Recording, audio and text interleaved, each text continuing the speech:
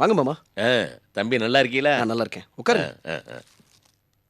போய் கூப்பிட்ட உடனே கிளம்பி வந்துட்டார் மாமா. நல்ல காரியம் பண்ணீங்க சம்பந்தி. நான் தான் மாணிக்கத்திட்ட சொன்னேன், நல்ல காரியத்தை தள்ளி போடக்கூடாது, அப்புறம் கடை கைமாறி போயிடும்னு. நீங்க சொல்றது ரொம்ப சரி. காலையில் எந்திரிச்சு காரியமா சுந்தரத்தை போய் பார்க்கணும். எனக்கு அவர்கிட்ட இன்னொரு வேலையும் இருக்குது.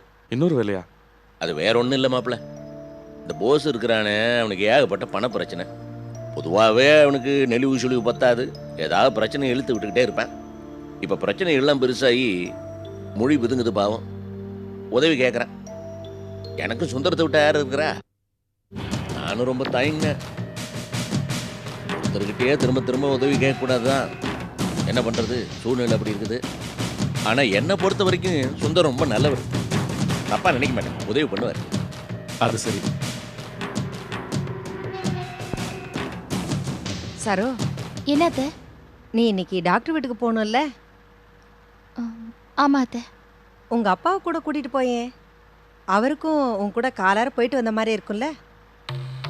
ஏம்மா, ஏன் மாமாக்கு சிரமம் கொடுக்கணும்? நான் போயிட்டு வரேன் அண்ணியோட.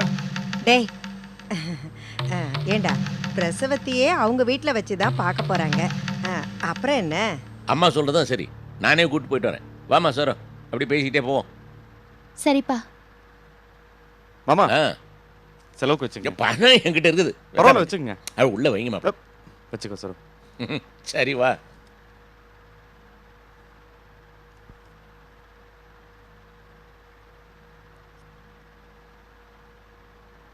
ஏண்டா மாணிக்கம், உன் மாமனாரு உனக்கு உதவி பண்ணுவார்னு வேலை மணக்கிட்டு போய் கூட்டிட்டு வந்தாக்க அவரே உனக்கு பெரிய உபத்திரவம் பண்ணுவார் போல இருக்கே.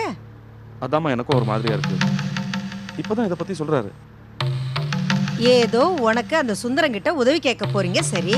அதோட சேர்த்து அந்த போசு பயலுக்கு ஏதாவது கேட்க போய் அவர் என்னடா அது உபத்திரவன்னு எரிச்சல் பட்டு யாருக்கும் ஒண்ணும் கிடையாதுன்னு சொன்னா என்னடா பண்றது? அம்மா, என்ன பேசுற நீ? அந்த சுந்தர சார் அண்ணியோட சொந்தக்காரரு. அவர் அண்ணனுக்கு ஏதோ உதவி செய்யறாருன்னா அது காரணமே அண்ணியும் அவங்க அப்பாவும் தான். நமக்கெல்லாம் முன்னாடியே போசனனுக்கும் சொந்தம் தானே அவரு. அவரா பார்த்து போசனனுக்கு ஏதாவது உதவி செஞ்சாலும் செய்வாரு. இதுல நமக்கு என்னமா வந்துச்சு?